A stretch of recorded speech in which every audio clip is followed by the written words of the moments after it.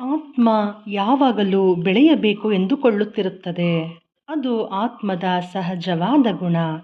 ಬಹಳಷ್ಟು ಜನರು ಅಸಹಜ ಗುಣ ಎಂದುಕೊಳ್ಳುತ್ತಿರುತ್ತೇವೆ, ಆದರೆ ಅದು ಸರಿಯಲ್ಲ.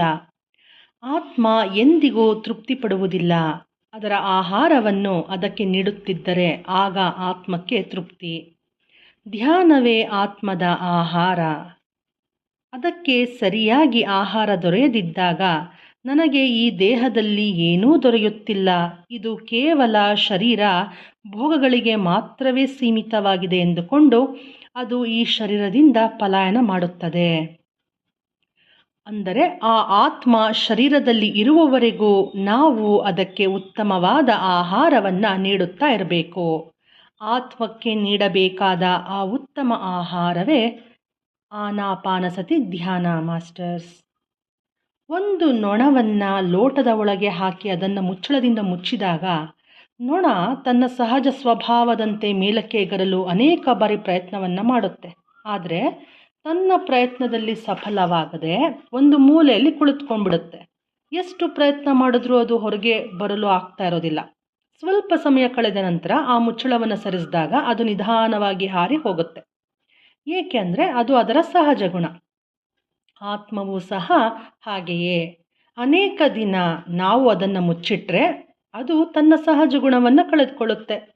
ಬೆಳೆಯಬೇಕು ಎನ್ನುವ ಬಯಕೆಯನ್ನೇ ಅದು ಕಳೆದುಕೊಳ್ಳುತ್ತದೆ. ಅಂದರೆ ಹಾರುವುದನ್ನು ಮರೆತು ಹೋಗಿ ಅದು ಇರುವ ಜಾಗದಲ್ಲಿ ಅದು ಸುತ್ತಾಡ್ತಾ ಇರುತ್ತೆ. ಅದನ್ನೇ ಪುನರಪಿ ಜನನಂ ಪುನರಪಿ ಮರಣಂ ಅಂತ ಹೇಳ್ತಾರೆ. ಕೇವಲ ಬಂದು ಹೋಗ್ತಾ ಇರುತ್ತೆ ಅಷ್ಟೇ. ಆದರೆ ಬೆಳೆಯಬೇಕು ಎನ್ನುವ ಅಂಶವನ್ನು ಅದು ಅಲ್ಲಿ ಮರ್ತು ಹೋಗ್ಬಿಡುತ್ತೆ. ನಾವು ಹಾಗಾಗಬಾರ್ದು. ನಾವು ನಮ್ಮ ಆತ್ಮವನ್ನು ಬೆಳೆಯುವಂತೆ ಮಾಡಬೇಕು.